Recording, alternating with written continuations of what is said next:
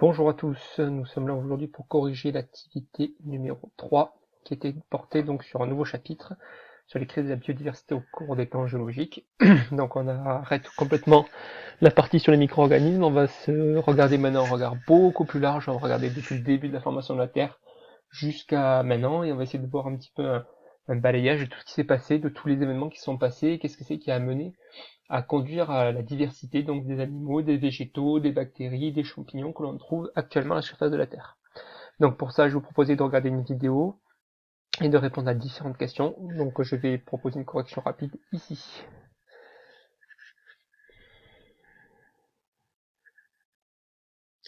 Donc donner le nom d'une espèce qui a disparu et que tu ne connaissais pas.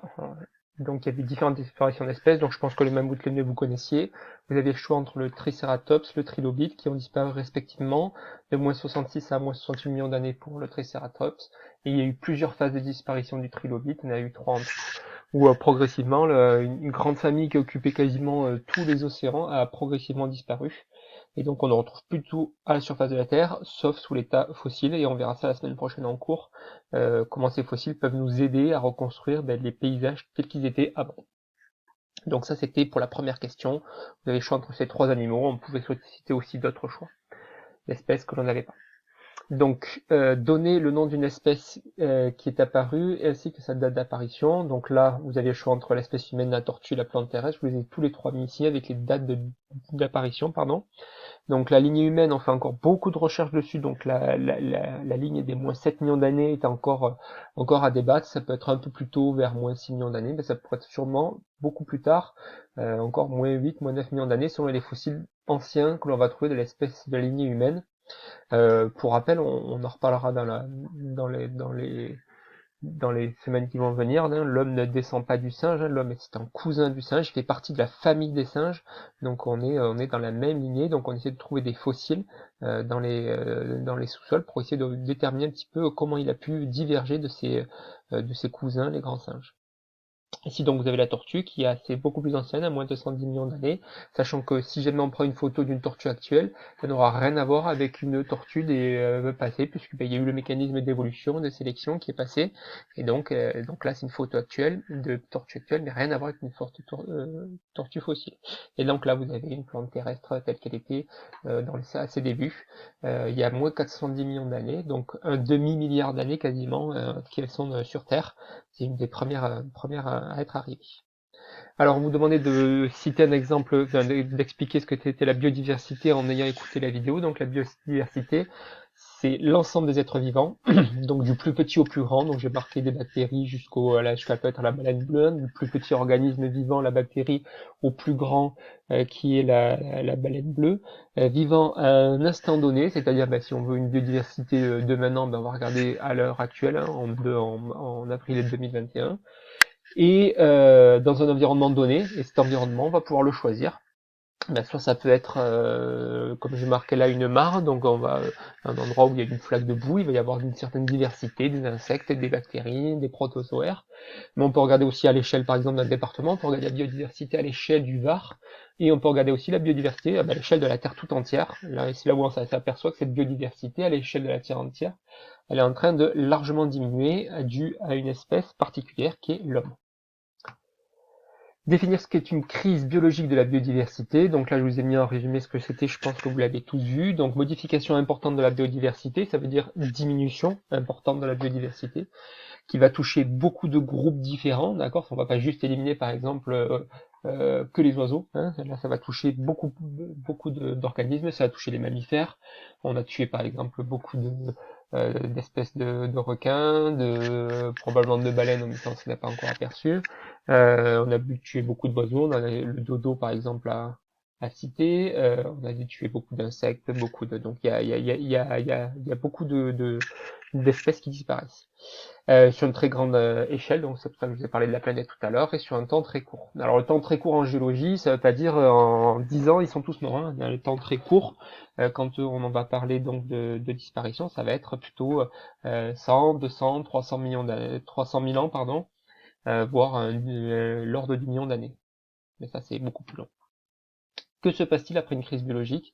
Alors vous l'avez vu, c'est parlé rapidement dans la vidéo, il peut y avoir une augmentation rapide du nombre d'espèces à partir des espèces survivantes, c'est-à-dire que il y a 90% ou 80% des espèces qui ont disparu, le 20% qui va rester, il va se développer, il va évoluer différemment, puis il y a des espèces nouvelles qui vont se créer, et il va y avoir ce qu'on appelle une radiation adaptative, on va avoir beaucoup d'espèces qui vont apparaître, et donc à chaque fois qu'on a une crise, on va voir sur le graphique, chaque fois que l'on a une crise, ici une crise, et donc à chaque fois derrière, on va avoir une augmentation de la biodiversité qui va conduire à une biodiversité plus importante que celle d'avant.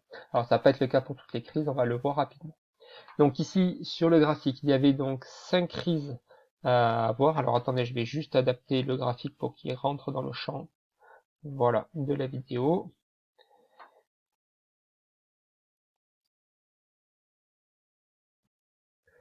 Donc, première crise, on l'a vu ici, elle est ici entre l'Ordovicien et le Silurien, c'est-à-dire il y a moins 435 millions d'années. On a une diminution de la biodiversité et juste derrière une augmentation de la biodiversité qui va se poursuivre pendant une bonne centaine de millions d'années jusqu'au Dévonien, qui est la période moins 355 millions d'années, où on va voir là aussi une chute de la biodiversité qui va être assez brutale, d'accord, qui va être là aussi dû, vous l'avez vu, à plusieurs facteurs. On a parlé d'éruptions volcaniques, d'arrivée de météorites, c'est pas le cas pour tous. On en reparlera en cours la semaine prochaine. Donc deuxième crise. Troisième crise, celle-là, c'est l'une des crises les plus violentes entre le Permien et le Trias. Alors même si en termes de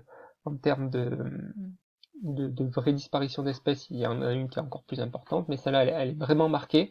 Donc on va avoir une vraie chute et surtout, on va pas avoir le temps de récupérer toute la biodiversité avant d'enchaîner sur la quatrième crise, pardon. Donc là, c'est à ce moment-là où on va avoir donc une vraie diminution, une vraie crise, et on va voir disparaître quand même 50 à 60% des groupes, d'accord? Donc on va avoir des groupes entiers qui vont disparaître.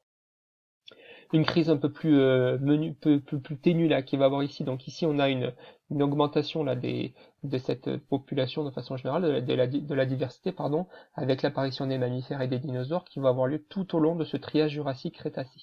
Donc on va avoir une petite crise qui va avoir lieu ici avec une variation du niveau marin qui va tuer la majorité des espèces qui vivaient en bord de mer, et on va avoir ici une dernière crise, celle qu'on connaît le plus, puisque c'est celle qui va engendrer la disparition des dinosaures, qui a eu lieu il y a moins 65 millions d'années, et qui a vu disparaître l'ensemble des dinosaures, sauf un groupe de dinosaures qui existe toujours, on en parlera là aussi en cours. Donc certains dinosaures n'ont pas disparu, on les retrouve tous les jours à la fenêtre de notre balcon. On a ensuite une dernière crise qui n'est pas marquée ici, hein, qui est la crise liée à l'homme, d'accord? Donc ici, on a une extinction qui va avoir lieu, massive, qui est due non pas à une météorite, non pas à une variation du milieu marin, non pas à du volcanisme, mais tout simplement à l'apparition de l'homme, qui va peu à peu détruire l'ensemble des espèces qui sont au niveau de son environnement. Donc on va avoir une crise de la biodiversité liée à un événement, l'homme, et pour l'instant, c'est pas encore figuré, puisque l'événement est trop récent, et sur l'échelle, là, on n'a pas encore l'occasion de le voir. Donc, disparition de certaines espèces. Donc là, je les ai toutes marquées, différents groupes qui ont disparu aux différentes crises.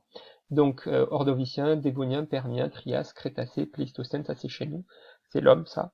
Donc là, on avait parlé des dinosaures. Là, on a certains mollusques marins. On a ici certains amphibiens, certains trilobites encore, là aussi les placodermes, et encore les trilobites ici. Donc là, je vous ai marqué toutes les disparitions d'êtres vivants qui ont pu disparaître, notamment d'animaux qui ont pu disparaître au cours de ces différentes crises.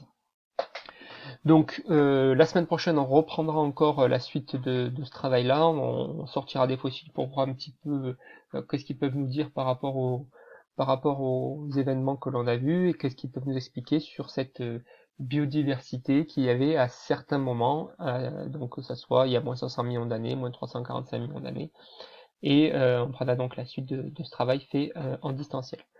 Je vous remercie de votre écoute, et à la semaine prochaine. Au revoir.